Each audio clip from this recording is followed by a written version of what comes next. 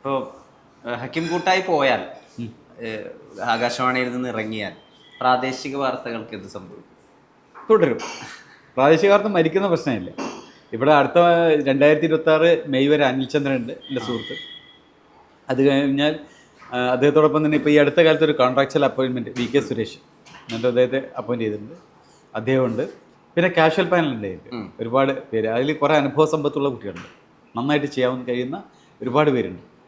അവരൊക്കെ വെച്ചുകൊണ്ട് ഒന്നറിയാലോ, ഈ നമ്മുടെ ഈ യൂണിറ്റ് അടച്ചുപൂട്ടലിൻ്റെ വക്ക് വരെ പോയ സംഭവമാണ്. അത് അടച്ചു പൂട്ടുന്നില്ലെങ്കിൽ, ഗവൺമെൻറ് പോളിസീൻ്റെ ഭാഗമായിട്ട് അടച്ചു പൂട്ടുന്നില്ലെങ്കിൽ ഈ യൂണിറ്റ് തുറന്നു പോകും. അത് ഇൻഡിസ്പെൻസിബിളായിട്ട് ആരും ഇല്ലല്ലോ. നമ്മളങ്ങനെ പറയാൻ പറ്റില്ല. നമ്മൾ പോയ വേറെ ആൾ വരും. അപ്പോൾ അങ്ങനെ വരുമ്പോൾ അത് തുറന്നു പോകും. പെർമനന്റ് ആയിട്ടൊന്നും ഉണ്ടെന്ന് വിചാരിക്കുന്നില്ല. ഇല്ല, അങ്ങനൊന്നുമില്ല. ഈ പ്രൈവറ്റ് FM റേഡിയോ സ്റ്റേഷൻസ് വന്നല്ലോ, അതെ, അവരോടൊരു വിരോധം തോന്നിയിട്ടുണ്ടോ? അവർ വന്നപ്പോൾ നിങ്ങളുടെ ഡിമാൻഡ് ഇടിഞ്ഞു അങ്ങനെയൊക്കെ തോന്നിയിട്ടുണ്ടോ? ഒരിക്കലും ഇല്ല. ഒന്നാമതായിട്ട് അവർക്ക് ന്യൂസ് ഇല്ലല്ലോ, അവർ പ്രോഗ്രാമല്ലേ. അപ്പം ന്യൂസ് എപ്പോഴും നമ്മൾ തന്നെയല്ലേ കൊടുക്കുന്നത്. ഇനിയിപ്പോൾ അവർ ന്യൂസ് കൊടുക്കണമെങ്കിൽ നമ്മളല്ലേ കൊടുക്കുന്നത്. അതാണ് അതിൻ്റെ ഒരു പ്രത്യേകത. ഗവൺമെൻറ് പോളിസി അതാണ്. ന്യൂസ് പ്രൈവറ്റുകാർക്ക് വായിക്കാൻ കൊടുക്കുകയാണെങ്കിൽ നമ്മൾ തന്നെ കൊടുക്കണം. അവിടെയാണ് തർക്കം വെക്കുന്നത്. അത് അവർ അംഗീകരിക്കുന്നില്ല. അപ്പം നമ്മളാണ് കൊടുക്കുന്നത്. ഇനിയിപ്പോൾ നമ്മൾ റിട്ടയർ ചെയ്തില്ലേ, ഞാൻ റിട്ടയർ ചെയ്തു. അപ്പം ഞാൻ റിട്ടയർ ചെയ്തിട്ട് ഇനി അവർ ന്യൂസ് തുടങ്ങുകയാണെങ്കിൽ ആദ്യം പരിഗണിക്കുന്നത് ചിലപ്പോൾ തന്നെ ആയിരിക്കും. അല്ലേ, ഞാൻ പോകുന്നുണ്ടോ ഇല്ലയോ എന്നുള്ള വേറെ കാര്യം. ചിലപ്പോൾ അങ്ങനെ ഒരാൾ റിട്ടയർ ചെയ്തിരിക്കുന്നുണ്ട്, പെൻഷൻ പറ്റിയിരിക്കുന്ന ഒരാളുണ്ട്, നമുക്ക് അയാളൊന്ന് പരിഗണിച്ച് നോക്കാമെന്ന് വിചാരിക്കുമല്ലോ. നല്ലൊരു മനുഷ്യനാണ്. FM റേഡിയോ കൾച്ചർ എങ്ങനെയാ അതിനെ മനസ്സിലാക്കിയിട്ടുള്ളത്? FM ഒരു റേഡിയോ ലാംഗ്വേജിൽ പല സമയങ്ങളിലും ആർപ്പൂലികൾ കുറവാണ്. ലാംഗ്വേജിനകത്ത് FM-നകത്ത് അത് കൂടുതലാണ്. അത് ഒരു പ്രക്ഷേപണ സ്റ്റൈലിലും വ്യത്യാസമുണ്ട്.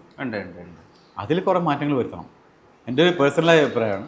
സാർ, ഞാൻ ചോദിക്കാൻ ഉദ്ദേശിക്കുന്നത്, ഇപ്പോൾ ഉദാഹരണത്തിന് ഇന്ന് നമ്മൾ കേട്ട സാറിൻ്റെ വിക്ഷേപണ പ്രകാരം നമ്മൾ മനസ്സിലാക്കിയിട്ടുണ്ട്. ഇപ്പോൾ ദ്രൗപദി മുർമു വരുന്നു, NDAയിൽ അദ്ദേഹം അവർ കുട്ടികളെ അഭിസംബോധന ചെയ്ത് സംസാരിക്കുന്നു, അല്ലെങ്കിൽ തുഞ്ചൻ ഉത്സവം ആരംഭിച്ചിരിക്കുന്നു, അല്ലെങ്കിൽ പുഴ വൃത്തിയാക്കിയിട്ട് അവിടെ ചെടിക്ക് ഒരു ആഴം കൂട്ടുന്നു. ഇതൊക്കെ ഇന്ന് വന്ന ബുള്ളറ്റിനുകളാണ്. അല്ലെങ്കിൽ ഇംഗ്ലണ്ട് ചാമ്പ്യൻസ് ട്രോഫിയിൽ നിന്ന് പുറത്താവുന്ന അഫ്ഗാനിസ്ഥാൻ സെമി സാധ്യത നിലനിർത്തുന്നത്, ഇതൊക്കെ നമ്മളിപ്പോൾ കേട്ടതാണ് ഇതിനു മുമ്പ്. ഇത് ഓർമ്മയിൽ നിൽക്കുന്ന ചിലപ്പോൾ ഭാഷയുടെ വടിവും അല്ലെങ്കിൽ ആകാശവാണിയോടുള്ള അടുപ്പവും മറ്റ് പ്രശ്നങ്ങളൊന്നുമില്ലാതെ നമ്മളത് കേൾക്കുന്നത് കൊണ്ടൊക്കെ FM കേൾക്കുമ്പോൾ പലപ്പോഴും തോന്നിയിട്ടുള്ളൊരു പ്രശ്നം, ഞാൻ ഉൾപ്പെടെ അതിൽ ജോലി ചെയ്തിട്ടുള്ള ഒരാളാണ്, അപ്പോൾ ഒരു സ്വയം വിമർശനം എന്നുള്ള രീതിയിൽ കൂടി പറയേണ്ടതാണ്.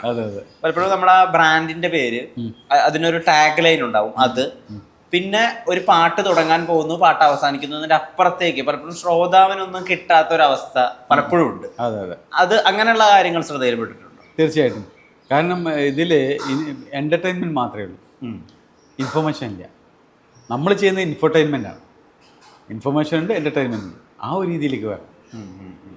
അതൊരു വലിയൊരു പരിമിതിയാണ് സ്വകാര്യ FM ചാനലുകളിൽ ഒരു പരിമിതി. കുറേയൊക്കെ അവർ കൊടുക്കുന്നുണ്ട്, പക്ഷെ എന്നാലും അവർക്ക് എൻ്റർടൈൻമെൻറ്റാണ് കൂടുതലായിട്ട് പോകുന്നത്. ഞങ്ങൾക്ക് അങ്ങനെയല്ല, രണ്ടും കൂടി സമ്മിശ്രമായിട്ട് സമ്മേളിക്കുന്നൊരു പരിപാടിയാണ് ആകാശവാണിയുടെ പരിപാടി. ഇപ്പോൾ ഇവിടെ നിന്ന് ഇറങ്ങിയിട്ട് 3 ഓപ്ഷനുകൾ ഉണ്ടെന്നാണ് ഒരുപാട് പ്രധാനമായും 3 ഓപ്ഷനുകളായിട്ടാണ് ഞാൻ അറിഞ്ഞത്. റിസർച്ച് ഒന്ന്, അധ്യാപനം ആഗ്രഹമുണ്ടെന്ന് കേൾക്കുന്നു. ഇല്ല, മറ്റൊന്ന് മറ്റു മാധ്യമങ്ങളിലേക്ക് നോക്കാം എന്നുള്ളതാണ്. പിന്നുള്ളത് കൃഷിയാണ്. കൃഷിയിൽ നിന്ന് തുടങ്ങാമെന്ന് വിചാരിക്കണം. എന്താ കൃഷിയോട് ഒരു പെട്ടെന്നൊരു ഇഷ്ടം? നമുക്ക് മനസ്സിന് വലിയൊരു ആഹ്ലാദം തരുന്ന കാര്യമാണ്. നമ്മൾ ആ പച്ചപ്പിലേക്ക് നിന്ന് നോക്കി നിൽക്കുമ്പോൾ മനസ്സിന് വല്ലാതൊരു സന്തോഷം തരും. പക്ഷെ മടിയൻ കൃഷി ചെയ്യുന്നു എന്നുള്ളത് എൻ്റെ ഒരു അല്ല, കൃഷിയിൽ താല്പര്യമുള്ള ആളാണ്. അപ്പോൾ അങ്ങനെ നല്ല വിളവ് കിട്ടണം, അല്ലെങ്കിൽ മോശമാവും. അപ്പോൾ അത് ആ രംഗത്ത് അധ്വാനിക്കാൻ വേണ്ടിയിട്ട് പലരും ഇപ്പോൾ പറയാറുള്ളത് എന്താ അറിയോ, ഞാൻ കൈക്കോട്ട് എടുത്ത് ഇറങ്ങാറില്ല, കാരണം എനിക്ക് വേപ്പിൻ്റെ അസുഖമുണ്ട്. ഞാനേതായാലും അങ്ങനെ പറയില്ല. അത് എനിക്കൊരു താല്പര്യമാണ് കൃഷി എന്നുള്ളത്. അപ്പോൾ നന്നായിട്ട് കൃഷി ചെയ്താൽ നമുക്ക് മനസ്സിന് സന്തോഷം തരും, പൈസയും തരും, രണ്ടുമുണ്ട്. അതാണ് ആ കൃഷിയോട് എനിക്കുള്ള താല്പര്യം. മനസ്സിൻ്റെ സന്തോഷമാണ് ഏറ്റവും വലുത്. മാധ്യമം, അത് ഞാൻ ചോദിക്കുന്നത്, ഇപ്പോൾ മാധ്യമങ്ങൾ എങ്ങനെ ഒരു കാര്യം റിപ്പോർട്ട് ചെയ്യണം എന്നുള്ളത് വലിയ ചർച്ചകൾക്ക് വഴിവെച്ചുകൊണ്ടിരിക്കുന്ന സന്ദർഭത്തിലാണ് നമ്മൾ നിൽക്കുന്നത്. ഇപ്പോൾ ഒരു മരണം നടക്കുന്നു, ഒരാൾ അദ്ദേഹത്തിൻ്റെ പെൺ സുഹൃത്തിനെ വധിക്കുന്നു, ആ പെൺസുഹൃത്തിന്റെ ആങ്ങളയോട്, അതായത് സഹോദരനോടാണ് ഈ അവസ്ഥയെ നിങ്ങൾ എങ്ങനെയാണ് നേരിടാൻ പോകുന്നതെന്ന് ഒരു റിപ്പോർട്ടർ ചോദിക്കുന്നത്. അപ്പൊ അത് അവിടെ നമ്മൾ മനസ്സിലാക്കേണ്ട മനുഷ്യത്വത്തിന്റെ തലയുണ്ട്. അതിനപ്പുറത്തേക്ക് ഇതിലേക്ക് ഈ കൊലപാതകം എങ്ങനെ ചെയ്തു, എന്തുകൊണ്ട് ചെയ്തു, എങ്ങനെ ചെയ്തു, എത്ര ഡീറ്റെയിലിംഗിലേക്ക് പോകുന്നതിന്റെ വശം മറ്റൊരു സ്ഥലത്ത്. അവിടെയാണ് മാധ്യമം ഒരു ഓപ്ഷനായിട്ട് പറയുന്നത്. ഈ ഇപ്പോഴത്തെ നവമാധ്യമ സംസ്കാരത്തോട് ചേർന്ന് പോകാൻ പറ്റും തോന്നുന്നുണ്ടോ? പറ്റില്ല. അതിന് കാരണം എന്താണെന്നറിയോ? ഈ നവമാധ്യമ സംസ്കാരം എന്ന് പറഞ്ഞാൽ ഇപ്പോഴത്തെ സമൂഹത്തിൻ്റെ ഒരു പരിച്ഛേദമാണ്. നമ്മുടെയൊക്കെ എന്ത് പറഞ്ഞാലും ശരി, എങ്ങനെ പ്രവർത്തിച്ചാലും ശരി, ക്രൈം നമ്മുടെയൊക്കെ മനസ്സിനകത്തുണ്ട്. ഇപ്പോൾ ഒരു കൊലപാതകം ഇപ്പോൾ ഈ അടുത്ത് നടന്നൊരു ഒരു 5 പേരെ കൊന്നൊരു സംഭവം. അപ്പോൾ നമുക്ക് തോന്നുകയാണ് അത് എങ്ങനെ ഉണ്ടായി, ആരാണ് ഇവനെ സഹായിച്ച ആളുകൾ, ഒരാളെ കൊണ്ട് ഇത്രയും പറ്റൂ. അപ്പോൾ ഒരാൾ കൊല്ലപ്പെടുമ്പോൾ മറ്റുള്ള അറിഞ്ഞില്ലേ, വീണ്ടും ആ വീട്ടിൽ ഒരു കൊലപാതകം നടക്കും. ഇങ്ങനെ കുറേ ചിന്തകൾ നമ്മുടെ മനസ്സിൽ വരും. ഇതിന് ഉത്തരം കണ്ടെത്തണം നമ്മൾ. ആ ഉത്തരം കണ്ടെത്തണമെങ്കിൽ ഇതുപോലുള്ള കുറേ ചോദ്യങ്ങൾ വരണം. പക്ഷെ അവിടെയും പരിധി വിട്ട് പോകുന്നുണ്ട്. കാരണം ആ ഒരു നമ്മുടെ ആ ജിജ്ഞാസ മുതലെടുക്കുകയാണ്. അത് എക്സാജറേറ്റ് ചെയ്ത് വലുതാക്കി പറഞ്ഞ് മുതലെടുക്കുമ്പോൾ സംഭവിക്കുന്നത് എന്താണെന്ന് ചോദിച്ചാൽ സമൂഹത്തിന് ആവശ്യമില്ലാത്ത കുറേ കാര്യങ്ങൾ അതിനകത്ത് കടന്നു വരുന്നുണ്ട്. അത് ഒഴിവാക്കണം. എന്താണോ പ്രത്യേകിച്ച് കേട്ടേണ്ടത് അത് മാത്രം കൊടുക്കുക. അല്ലെങ്കിൽ എന്താണെന്നറിയോ സംഭവം, ഞാൻ മനസ്സിലാക്കുന്നത് എൻ്റെ ഒരു ഇതെന്ന് പറഞ്ഞു കഴിഞ്ഞാൽ, കുറച്ച് കഴിയുമ്പോൾ നമ്മുടെ മനസ്സിൽ നിന്ന് തന്നെ ക്രിമിനൽസ് ഉയർന്നു വരും, ഒരു പ്രചോദനം വരും. അതാണ് എൻ്റെ ഒരു പ്രത്യേകത. 5 പേരെ കൊന്ന് അവൻ വലിയൊരു ഹീറോ ആയി. അപ്പോൾ എനിക്കാണെങ്കിലും നമ്മൾ അറച്ചു നിൽക്കുന്ന സംഭവം ഉണ്ടല്ലോ, അതില്ലാതാവും. അപ്പോൾ എല്ലാവരും ഈ രംഗത്തേക്ക് കടന്നു വരും. അതിന് ഇങ്ങനത്തെ സംഭവങ്ങൾ വളരെ ഒരു പ്രചോദനം സൃഷ്ടിക്കുന്നതന്നെയാണ് എനിക്ക് വിശ്വാസം. അപ്പോൾ അതുകൊണ്ട് അത്തരം തലങ്ങളിലേക്ക് പോകാതെ അവർക്ക് ആവശ്യമുള്ള വളരെ ചുരുങ്ങിയ കാര്യങ്ങൾ മാത്രം കൊടുക്കുക. നമ്മൾ വലുതാക്കിയിട്ട് പറയാതെ അതിൻ്റെ എല്ലാം കൊടുക്കണം. ഇവിടെ പറയുമ്പം വിഷം എവിടുന്ന് മേടിച്ചു, അല്ലെങ്കിൽ അത് എത്ര പൈസ കൊടുത്ത് മേടിച്ചു, അത് ഏത് കടലാസിൽ പൊതിഞ്ഞു, എപ്പോൾ എത്തിച്ചു, ഇതിങ്ങനെ പറയേണ്ട ഒരു കാര്യമില്ല.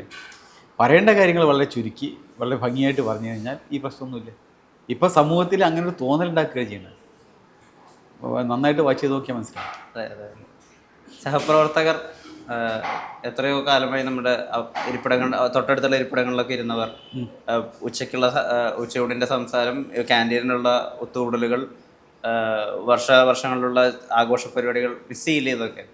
തീർച്ചയായിട്ടും മിസ് ചെയ്യും. അവർക്കൊക്കെ വലിയ പ്രയാസമുണ്ട്.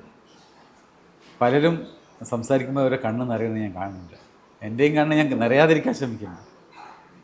കാരണം ഇത്രയും ഒരു വല്ലാത്തൊരു അറ്റാച്ച്മെൻ്റ് ആയിരുന്നു. ഇത്രയും കാലം 10-25 വർഷമായാലും ഇവിടെ വർക്ക് ചെയ്യുന്നു.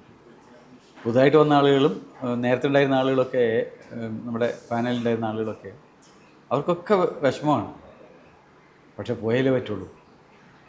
നമുക്ക് 60 കഴിഞ്ഞാൽ പിന്നെ ഈ പടി കയറാൻ പറ്റുമല്ലോ. അപ്പോൾ അത് നമ്മൾ ആ ഒരു അന്തരീക്ഷം മനസ്സിലാക്കിയിട്ട് അതിനനുസരിച്ച് നിന്ന വേറൊരു കുഴപ്പമില്ല.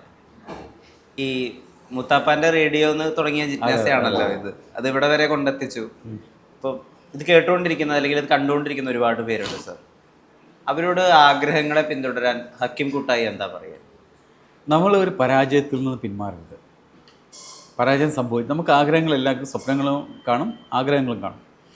രണ്ടായിരുന്നാലും ശരി, അത് പൂർത്തീകരിക്കാൻ നമുക്ക് ഏതറ്റം വരെ പോകാൻ പറ്റുമോ അതുവരെ പോകണം. ഇടയ്ക്ക് വെച്ച് പിന്മാറരുത്. നമ്മളെക്കൂടെ സാധിക്കില്ല എന്ന് തോന്നരുത്. നമുക്ക് സാധിക്കും. അപ്പോൾ അത് സാധിക്കണമെങ്കിൽ നമ്മൾ അതിൻ്റെ സർവ്വശക്തി ഉപയോഗിച്ച് മുന്നോട്ട് പോകും. കഴിയാവുന്ന കാര്യങ്ങളൊക്കെ നമ്മൾ അതിന് ഒരുക്കൂട്ടിയിട്ട് അതെങ്ങനെ നേരിടണമെന്ന് കണ്ടെത്തി അതിനനുസരിച്ച് പോയി കഴിഞ്ഞാൽ മിക്ക സ്വപ്നങ്ങളും നമുക്ക് സാക്ഷാത്കരിക്കാൻ പറ്റും. പല നമ്മളെ അടുത്തുള്ള പ്രശ്നം എന്താണെന്ന് പറഞ്ഞാൽ 1-2 അറ്റംപ്റ്റ് നടത്തിയിട്ട് അത് ഫെയിലിയർ ആയി കഴിഞ്ഞാൽ പിന്നെ ആ വഴിക്ക് പോവില്ല. അതെന്നെ കൊണ്ട് പറ്റില്ല, ഞാനത് ശരിയാവില്ല. എല്ലാവരുടെയും ചിന്താഗതി നെഗറ്റീവായിട്ടുള്ള പറഞ്ഞാൽ എന്നെക്കൊണ്ട് ശരിയാവില്ല, ഞാൻ ശരിയല്ല എന്നുള്ളൊരു തോന്നലാണല്ലോ. അത് ഒരു മാറ്റം വേണം. അപ്പോൾ യുവാക്കളോട് എനിക്ക്, പ്രത്യേകിച്ച് എൻ്റെ ശ്രോതാക്കളോടൊക്കെ എനിക്ക് പറയാനുള്ളത്, നിങ്ങൾ സ്വപ്നം കണ്ടാൽ അതെന്ത് ത്യാഗം സഹിച്ചും നേടിയെടുക്കാൻ വേണ്ടി അതിൻ്റെ പിന്നാലെ കൂടണം. അവസാനം വിജയം ഉണ്ടാവും. അപ്പം നിങ്ങൾക്കുണ്ടാകുന്ന സംതൃപ്തി ഉണ്ടല്ലോ, ശ്രോതാക്കൾക്ക് ഉണ്ടാകുന്ന സംതൃപ്തി, അത് വലുതായിരിക്കും, വളരെ വളരെ വലുതായിരിക്കും. നേരത്തിന് ഒരുപാട് നന്ദി. ഒരു യുഗം അവസാനിക്കുന്ന പോലെയൊക്കെ തോന്നുന്നുണ്ട് എനിക്ക്.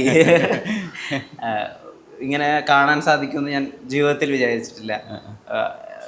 കുട്ടിക്കാലത്തും അല്ലെങ്കിൽ ഒരുപാട് ആളുകളുടെ കുട്ടിക്കാലങ്ങളെ ഇൻഫോർടൈൻമെൻ്റ് കൊണ്ട് നിറയ്ക്കാൻ സാധിച്ചിട്ടുണ്ട്. ആ ചാരിതാർത്ഥ്യം എന്നും ഉള്ളിലുണ്ടാവണം. ഇനിയും ഏതെങ്കിലും ഒരു വിധത്തിൽ, ഏതെങ്കിലും ഒരു മാധ്യമത്തിൻ്റെ ഒരു വിധത്തിൽ ഞങ്ങൾക്ക് കേൾക്കാനും ഇനി കാണുകയും ചെയ്യാനും കാണാനും ഒക്കെ സാധിക്കട്ടെ. നേരത്തെ ഒരുപാട് ഒരുപാട് ഒരുപാട് ഓക്കെ, നല്ല താങ്ക് നമസ്കാരം. യു. നമസ്കാരം.